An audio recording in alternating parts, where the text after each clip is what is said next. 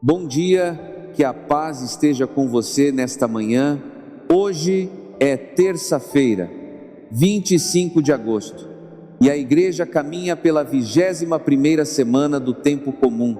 A memória de hoje recorda São Luís, rei da França, um homem que governou uma nação inteira e mesmo assim entendia que o trono mais importante era o trono de dentro, o lugar onde a verdade mora ou deixa de morar. Talvez você tenha acordado hoje com uma sensação estranha, dessas que não tem nome exato, uma espécie de peso que não vem de fora, mas que nasce lá dentro, bem no fundo, no lugar onde ninguém mais consegue olhar. Talvez você tenha passado a noite inteira sorrindo para as pessoas ao redor e agora, sozinho de novo, percebe que aquele sorriso não combinava com o que o seu coração realmente sentia, enquanto os outros estavam por perto. Talvez você esteja tão acostumado a parecer bem que já esqueceu como é ser honesto consigo mesmo, como é se olhar no espelho sem editar o que aparece do outro lado do reflexo. Talvez a sua rotina de fé esteja intacta por fora: a missa no domingo, o terço à noite, a oração antes das refeições, mas por dentro exista um vazio que cresce devagar como infiltração numa parede que ainda não rachou. Talvez você carregue dentro de si uma versão que ninguém conhece, uma versão que tem raiva, que tem medo, que tem vergonha de coisas que nunca vai contar em voz alta para ninguém. Talvez o cansaço que você sente não seja do corpo, mas da alma que gasta energia demais fingindo ser aquilo que os outros esperam que ela seja todos os dias. Talvez você já tenha ouvido alguém dizer que te admira, que te acha forte, que te acha firme na fé, e naquele exato momento sentiu vontade de chorar porque sabia que não era bem assim por dentro. Talvez o maior medo que você tem não seja de Deus te rejeitar, mas de Deus te ver de verdade, sem a maquiagem espiritual que você usa há tanto tempo. É sobre isso que o Evangelho de hoje fala. E fala sem rodeios, no Evangelho de Mateus, capítulo 23, versículos 23 a 26. Jesus se dirige aos mestres da lei e aos fariseus com uma dureza que incomoda, que atravessa o texto e chega até aqui, até esta manhã, até o lugar onde você está agora. Ele diz: ai de vós, mestres da lei e fariseus hipócritas, vós pagais o dízimo da hortelã, da erva doce e do cominho, e deixais de lado os ensinamentos mais importantes da lei, como a justiça, a misericórdia e a fidelidade. Para entender o peso dessas palavras, é preciso saber quem eram os fariseus e por que Jesus reservava para eles uma crítica tão direta e tão pública. Os fariseus eram o grupo religioso mais respeitado em Israel naquela época, conhecidos pela observância rigorosa da lei, até nos menores detalhes do cotidiano. Eles separavam com precisão o dízimo de cada erva que colhiam, contavam as sementes, mediam as porções, cumpriam cada minúcia do ritual com um zelo que impressionava qualquer pessoa que estivesse de fora observando. A sociedade inteira os via como modelos de santidade, como os mais próximos de Deus, como aqueles que tinham a vida espiritual mais organizada e mais digna de imitação entre todos os homens de Israel. Mas Jesus não olhava de fora, Jesus olhava de dentro, com aquele olhar que nenhuma túnica consegue enganar e nenhum gesto piedoso consegue distrair da verdade que está por baixo de tudo. E o que ele viu por dentro daqueles homens impecáveis? Roubo e cobiça. O copo brilhava do lado de fora, mas do lado de dentro estava cheio de sujeira que ninguém via, porque ninguém tinha coragem de virar o copo e olhar o fundo. Então Jesus usa uma imagem simples, dessas que qualquer pessoa entende sem precisar de comentário teológico. Vós limpais o copo e o prato por fora, mas por dentro estáis cheios de roubo e cobiça. Fariseu cego, limpa primeiro o copo por dentro, para que também por fora fique limpo. Será que a gente não faz a mesma coisa de formas diferentes todo santo dia? Será que a gente não cuida mais da imagem do que da essência? Mais do que os outros pensam do que daquilo que Deus vê quando nos olha por dentro? Será que a nossa vida de fé não se transformou, sem que a gente percebesse, numa coleção de gestos bonitos que escondem um coração ressecado, um coração que perdeu a justiça, perdeu a misericórdia, perdeu a fidelidade? Será que o nosso maior problema não é a falta de oração, mas a falta de verdade dentro da oração que a gente já faz? Tem um detalhe nesse texto que quase ninguém percebe, e é justamente o detalhe que muda tudo. Jesus não diz: parem de pagar o dízimo da hortelã. Ele diz: vós deveríeis praticar isto, sem contudo deixar aquilo. Ele não está eliminando o exterior, ele está dizendo que o exterior só tem valor quando nasce de dentro, quando é a expressão de algo verdadeiro que mora no coração e transborda para os gestos, para as mãos, para os pés, para o bolso. O problema nunca foi fazer demais por fora, o problema sempre foi fazer de menos por dentro, deixar que o interior apodreça, enquanto a fachada continua sendo repintada toda semana, para que ninguém perceba as rachaduras que já tomaram conta da estrutura inteira. Na primeira leitura, Paulo escreve aos Tessalonicenses e pede firmeza, pede que ninguém se deixe enganar, pede que se conservem as tradições ensinadas de viva voz e por carta, porque Deus nos chamou para alcançar a glória de Cristo, não a aparência da glória, não a imitação da glória, mas a glória real que começa quando a gente para de fingir e começa a viver de verdade diante de Deus. Senhor, dá-nos olhos para ver o que está dentro do nosso copo e coragem para não desviar o olhar quando a sujeira aparecer. E eu sei que tem alguém ouvindo essa oração agora que carrega uma culpa que não consegue contar para ninguém, uma culpa que foi empurrada para o fundo do peito tantas vezes que já criou raiz ali dentro e se misturou com tudo o que essa pessoa é. Talvez seja a culpa de uma traição que ninguém descobriu, mas que você revive toda vez que olha nos olhos da pessoa que confiou em você e que continua confiando sem saber o que aconteceu por trás daquela confiança.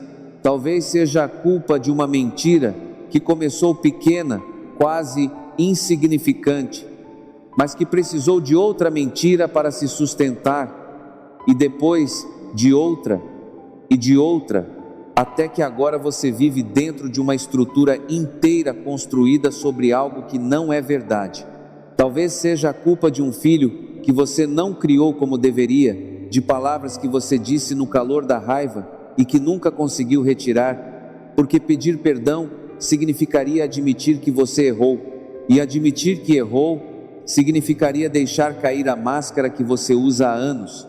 Talvez seja a culpa de algo que fizeram com você e que, por um mecanismo estranho e cruel da mente, você transformou em culpa sua, como se tivesse merecido aquilo, como se a dor que recebeu fosse de alguma forma responsabilidade de quem a recebeu. Talvez seja a culpa de ter se afastado de Deus sabendo que estava se afastando, de ter escolhido o caminho mais fácil sabendo que era o caminho errado, e agora o peso daquela escolha te acompanha como sombra em dia de sol forte.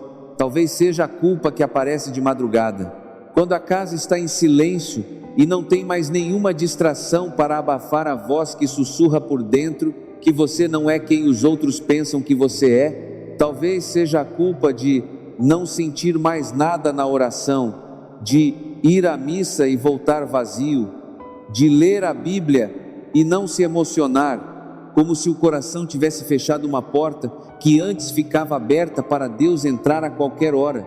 Talvez seja simplesmente a culpa de existir do jeito que você existe, imperfeito, contraditório, cheio de rachaduras que nenhuma camada de verniz espiritual consegue esconder por completo. Pensa, Senhor, naquela pessoa que está ouvindo isso agora e que sentiu o peito apertar porque se reconheceu em alguma dessas palavras que acabaram de ser ditas nesta manhã. Pensa naquela mulher que vai sair de casa daqui a pouco, vai colocar o sorriso no rosto, vai cumprimentar os colegas, vai dizer que está tudo bem, e ninguém vai perceber que por dentro ela está se despedaçando aos poucos. Pensa naquele homem que se ajoelha todo domingo na igreja, mas que não consegue mais rezar de verdade, porque a vergonha do que ele fez construiu um muro entre o coração dele e a tua presença. Pensa naquele jovem que carrega nos ombros uma culpa que nem é dele, uma culpa que alguém plantou ali, quando ele ainda era pequeno demais para se defender ou para entender o que estava acontecendo.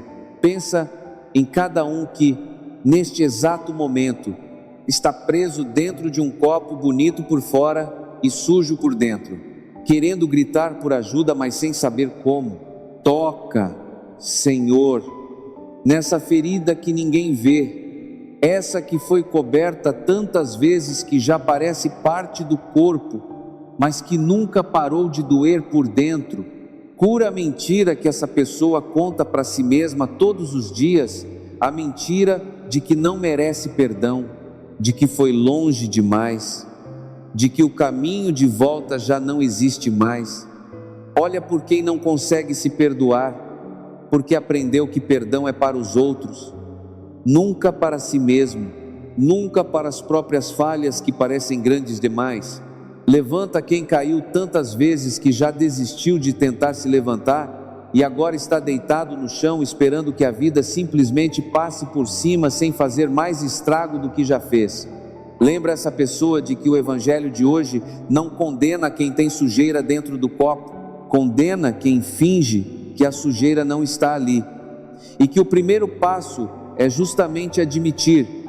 Console quem está preso entre a vontade de ser verdadeiro e o medo do que acontece quando a verdade aparece, porque a verdade às vezes dói antes de libertar, e que a história de São Luís, que a igreja recorda hoje, nos lembre de que é possível viver no meio do mundo e ainda assim cuidar do que está por dentro. São Luís IX nasceu em 1214, herdou a coroa da França com apenas 12 anos e governou por mais de 4 décadas um dos reinos mais poderosos da Europa medieval, cercado de riqueza, de poder e de tudo aquilo que costuma corromper o coração de quem governa.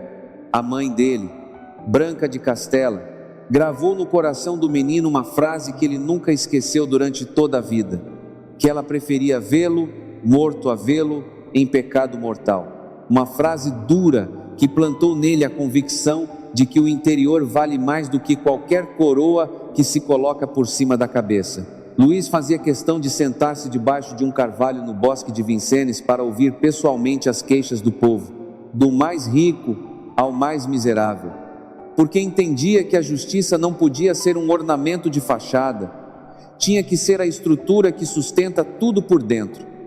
Ele lavava os pés dos pobres, alimentava mendigos à sua própria mesa, fundava hospitais para leprosos numa época em que a lepra significava a exclusão total da vida em comunidade, e ninguém queria sequer olhar para um leproso. Esse homem que usava a coroa entendia melhor do que muitos religiosos da sua época o que Jesus quis dizer com limpa primeiro o copo por dentro, porque ele sabia que um reino limpo por fora e podre por dentro era um reino condenado a ruir.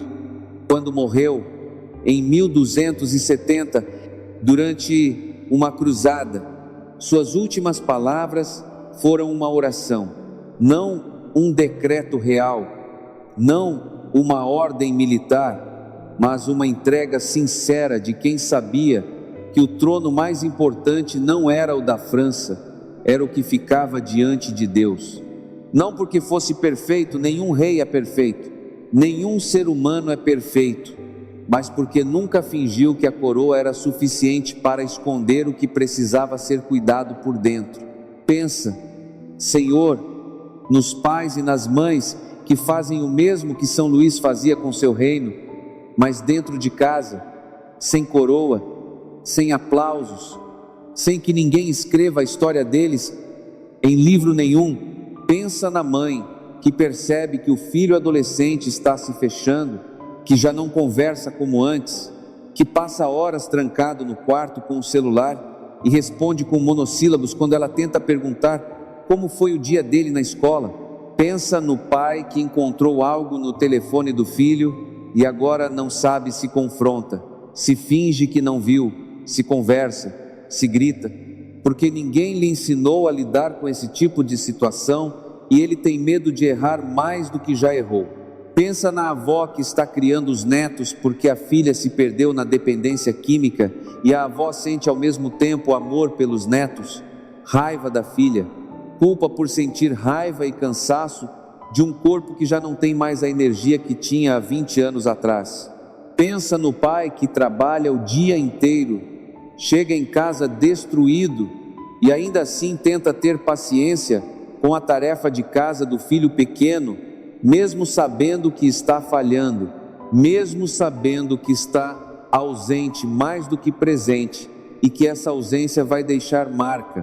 Protege, Senhor, cada filho e cada filha que está caminhando por estradas que os pais não conseguem alcançar, estradas de solidão, de ansiedade, de escolhas que podem custar caro demais para quem ainda é jovem demais para medir consequências.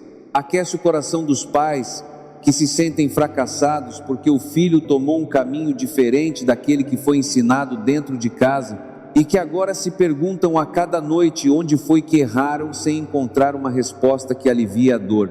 Sustenta as mães que criam filhos sozinhas deste país, que acordam antes do sol e dormem depois da meia-noite, que não tem com quem dividir o medo, nem com quem dividir a decisão mais simples do dia. Cura a ferida dos filhos que cresceram sem ouvir eu te amo ou eu tenho orgulho de você, e que agora, adultos, ainda procuram em cada relacionamento, em cada aprovação, em cada like, aquela palavra que o pai ou a mãe nunca disse. Olha por cada família que, por fora, parece funcionar direitinho a foto bonita no domingo, a casa arrumada, o almoço na mesa, mas por dentro carrega silêncios que pesam mais do que qualquer palavra já dita em voz alta. E que o Evangelho de hoje nos ensine que a família também é um copo que precisa ser limpo primeiro por dentro, para que o que transborda para fora seja verdade e não encenação. Agora eu quero te pedir uma coisa diferente, e talvez seja a coisa mais difícil que você vai fazer hoje. Eu quero te pedir que pare de verdade, nem que seja por 30 segundos, e que coloque a mão no peito, devagar, sentindo o coração bater debaixo da palma da sua mão, sentindo que ele ainda está ali, ainda pulsa, ainda insiste em te manter vivo, mesmo nos dias em que você não sabe bem para quê.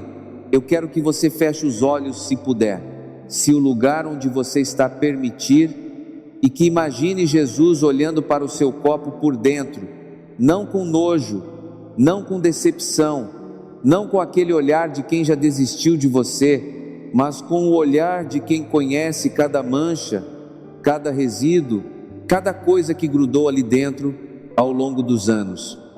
E mesmo assim, segura o copo com cuidado, como quem segura algo precioso que ainda vai ser usado para muita coisa boa. Eu quero que você diga, em silêncio ou em voz alta, uma frase só, a frase mais honesta que você conseguir dizer nesta manhã: Senhor, o meu copo está sujo por dentro e eu não consigo limpar sozinho. Não precisa de mais nada. Não precisa de uma oração longa, elaborada, cheia de palavras bonitas que impressionam quem está ouvindo. Deus não precisa das suas palavras bonitas, Deus precisa da sua verdade, mesmo que a sua verdade seja feia, mesmo que a sua verdade tenha vergonha de si mesma, mesmo que a sua verdade caiba numa frase só dita com a voz tremendo no silêncio de um quarto vazio.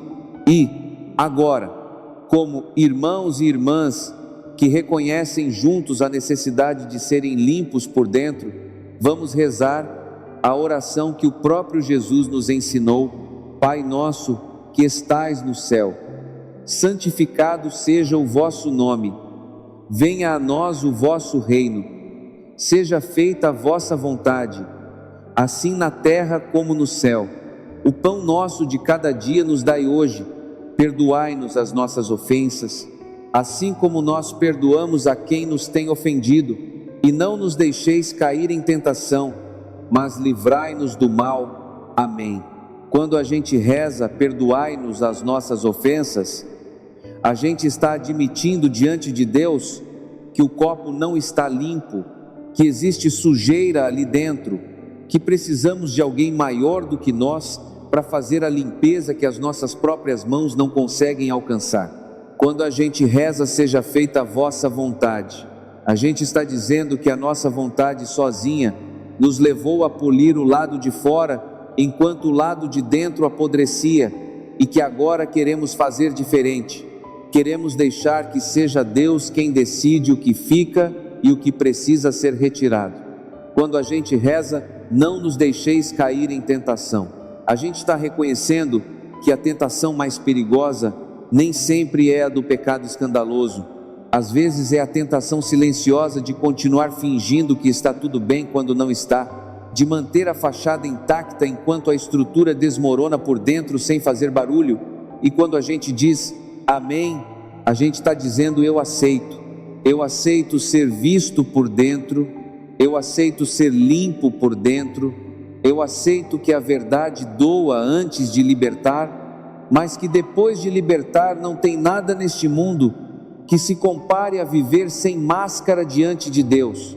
E agora, antes de você começar o seu dia, eu peço a Deus por você, que a bênção de Deus desça sobre a sua vida nesta terça-feira, não sobre a versão editada da sua vida, mas sobre a versão real, a versão que só você e Deus conhecem de verdade.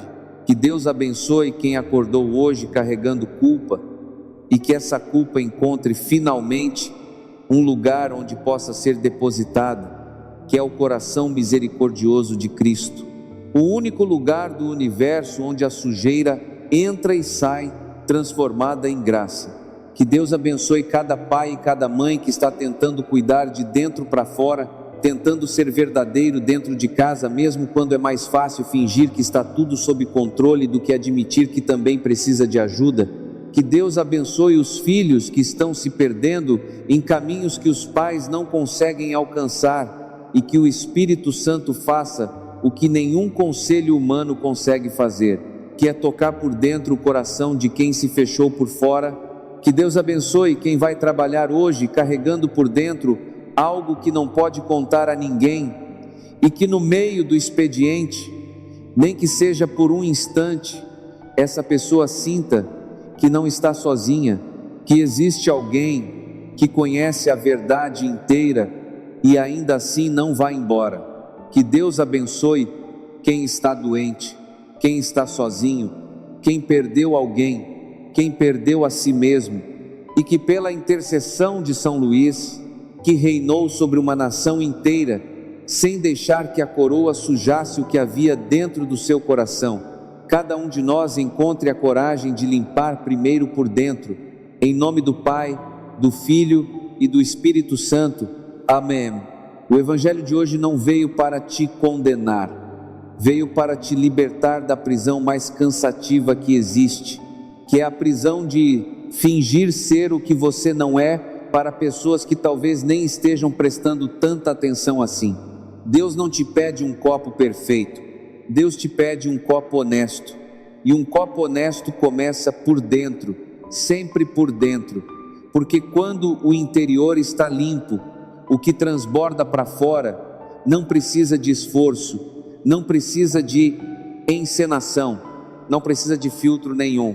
Me conta aqui nos comentários, o que é que você anda escondendo de Deus e talvez de você mesmo?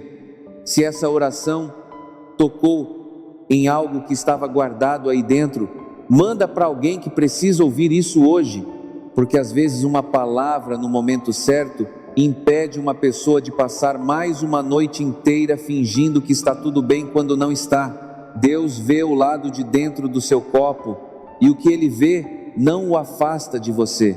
O que ele vê é exatamente o motivo pelo qual ele se aproxima.